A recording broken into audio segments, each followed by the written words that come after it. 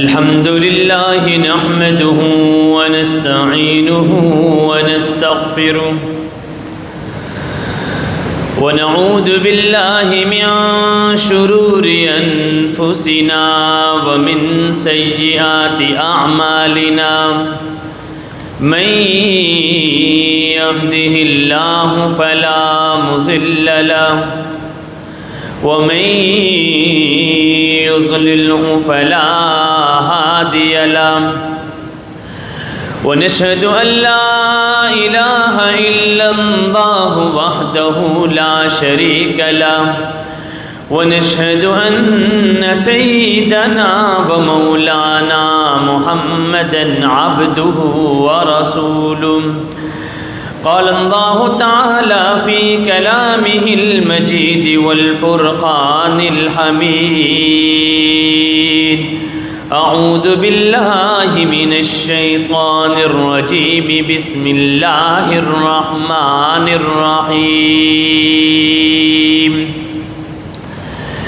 يا أيها الذين آمنوا اتقوا الله ولتنظر نفس ما قدمت لغد واتقوا الله إن الله خبير بما تعملون وقال رسول الله صلى الله عليه وسلم ألا إن في الجسد مضغة إذا صلحت صلح الجسد كله وإذا فسدت فسد الجسد كله ألا وهي القلب صدق الله وصدق رسوله النبي الكريم أما بعد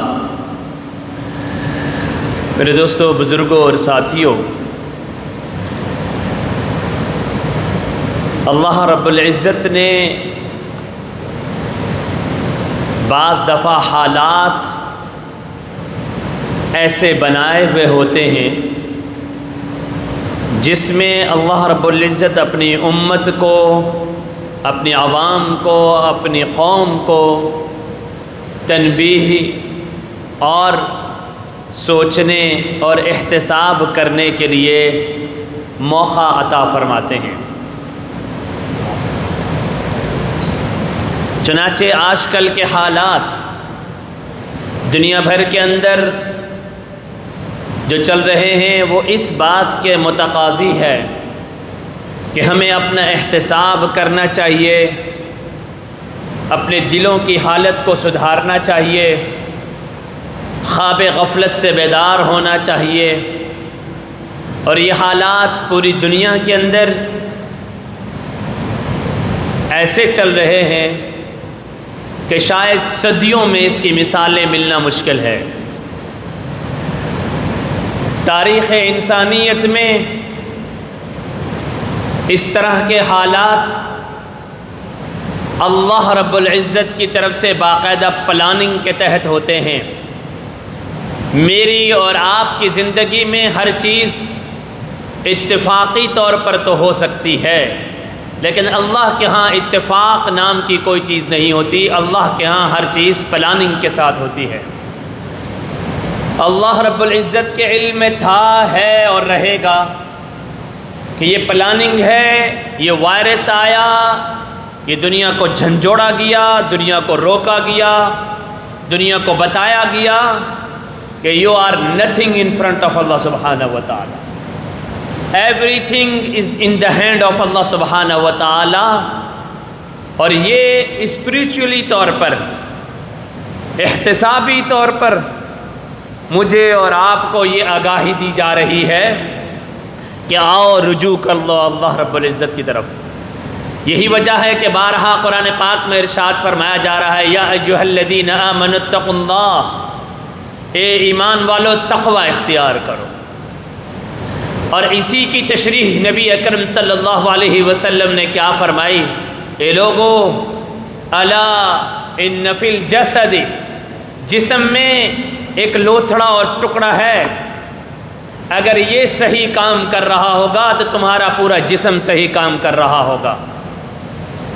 اگر یہ صحیح اور سلامت ہے تو ظاہری طور پر بھی آپ صحیح اور سلامت ہیں، باطنی طور پر بھی آپ صحیح اور سلامت ہیں۔ اگر اس کے اندر فساد ہے تو پھر یاد رکھیے کہ آپ کے جسم میں فساد ہے، آپ کی ذات میں فساد ہے۔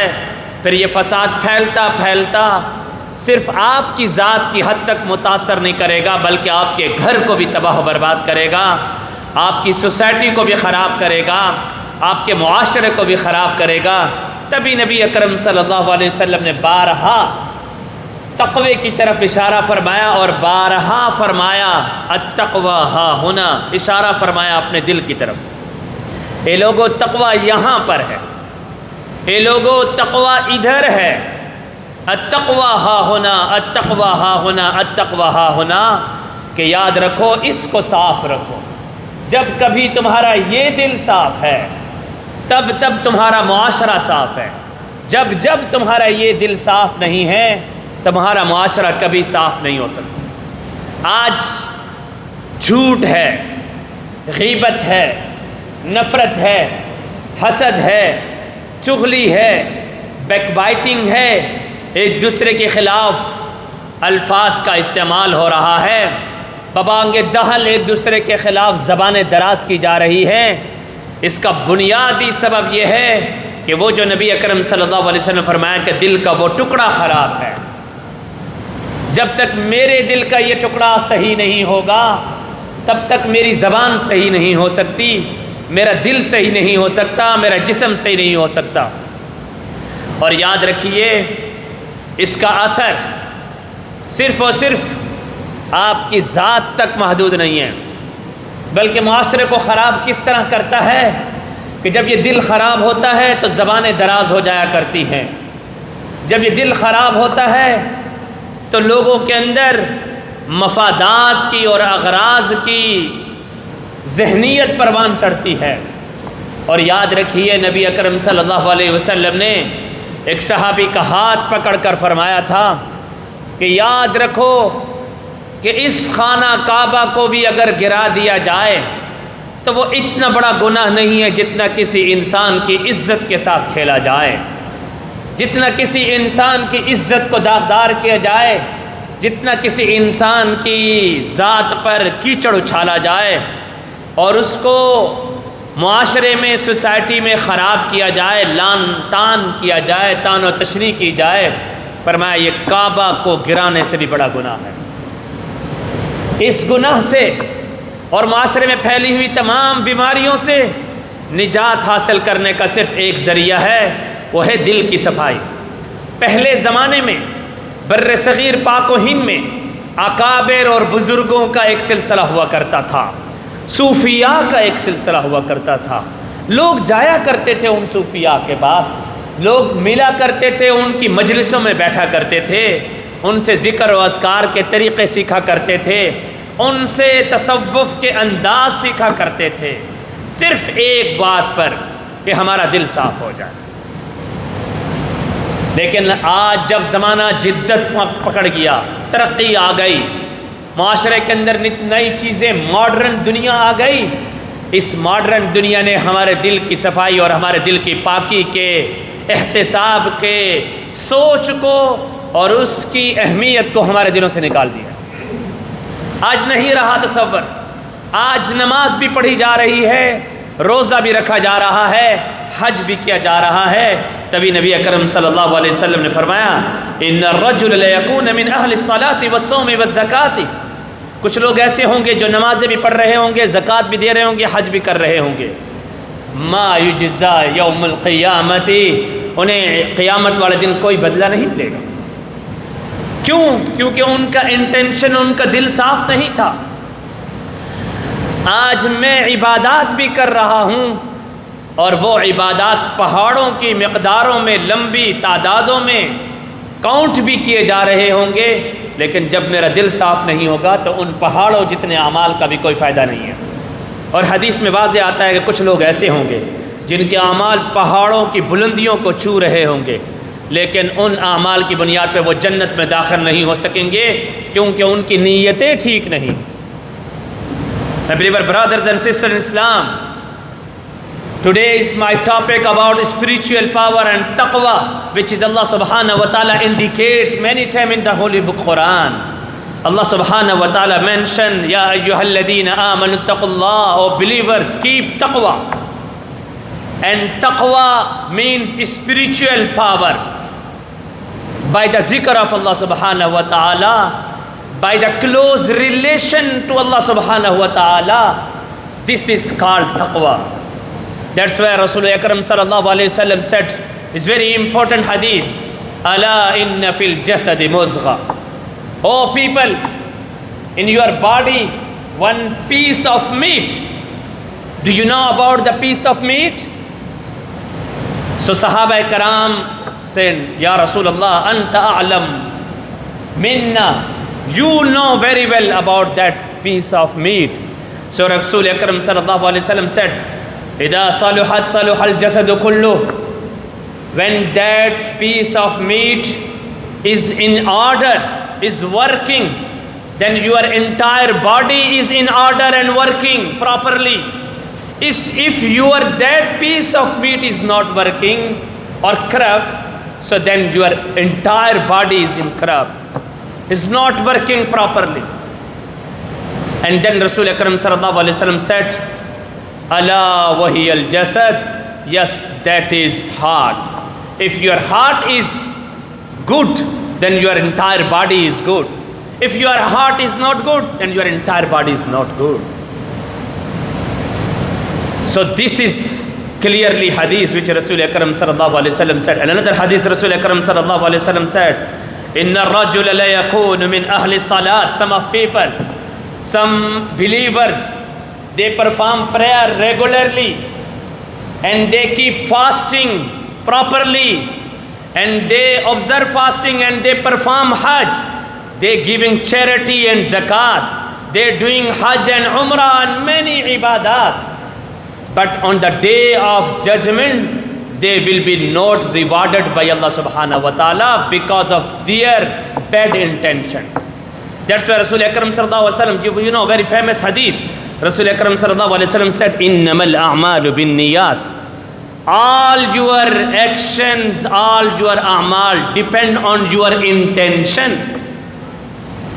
Bin niyat, depend on your intention. If your intention is good, then that reward, that a'mal will be rewarded on the day of judgment, on the day of Qiyamah. And Allah will surely enter us in the paradise. So my believer brothers, this is our responsibility to take care, to observe our heart situation, that our heart is good or not. If our heart is good, if this piece of meat is good, then you are able, and then your all a'mal, your all ibadat will be fruitful. Will Allah give you this reward? So this is very important thing. That's why Rasul Akram sallallahu alayhi wa sallam time to time saying that your environment, your family, your agreement, your business, your social life and public life, you have to look, you have to take care, you have to observe what is the commandment of Allah subhanahu wa ta'ala in this step. If I am father, so what is my responsibility according to Quran and Sunnah? If I am teacher and mufti and ustaz and businessman or leader of your family or leader of your community, so we have to look, we have to observe in the light of Quran and Sunnah and the seerah of Rasul Akram sallallahu alayhi wa sallam. So this is the main message which I am conveying, that we should take spiritual power, which is most important. If this power we getting, if this spiritual power we are getting, so inshallah ta'ala all a'mal will be reward in the day of judgments. May Allah subhanahu wa ta'ala bless us. Time already finished. May Allah subhanahu wa ta'ala protect us. Wa akhiru da'wana anil hamdulillahi rabbil alamin.